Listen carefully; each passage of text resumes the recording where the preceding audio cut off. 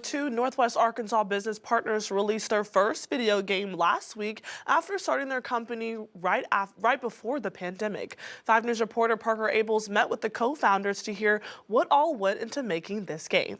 It's taking care of people and empowering them to tell stories. That's the absolute core of our mission. Tartan Kennedy and Gregory Rogers have been working together since their college days at the University of Arkansas, as they spent the majority of their time at the Tesseract Center for Interactive Environments and Gaming at the U of A. And 5 years after their graduation, they got back together to start their dream company, Causeway Studios. We essentially had talked about eventually starting a game studio together. It was just a thing that was going to happen. And as we kept talking over the roughly 5 years there, it just became more and more concrete.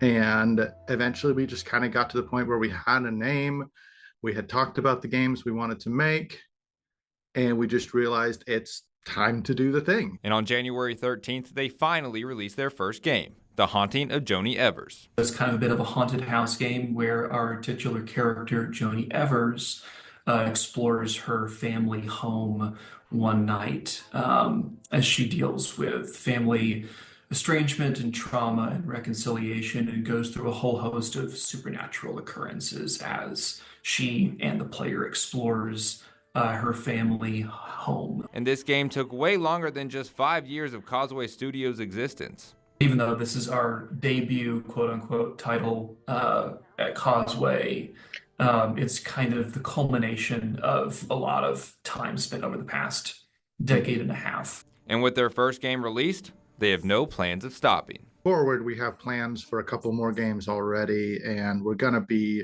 pitching those for funding with the hopes that the industry is kind of starting to turn around, or possibly to see if we can find some local folks who are interested in helping fund video games coming out of Arkansas, because that would be real cool. In Springdale, covering news where you live, Parker Abels, 5 News.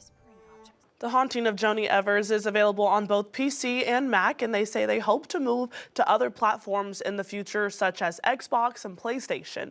You can find out all the details and how to play it on 5newsonline.com.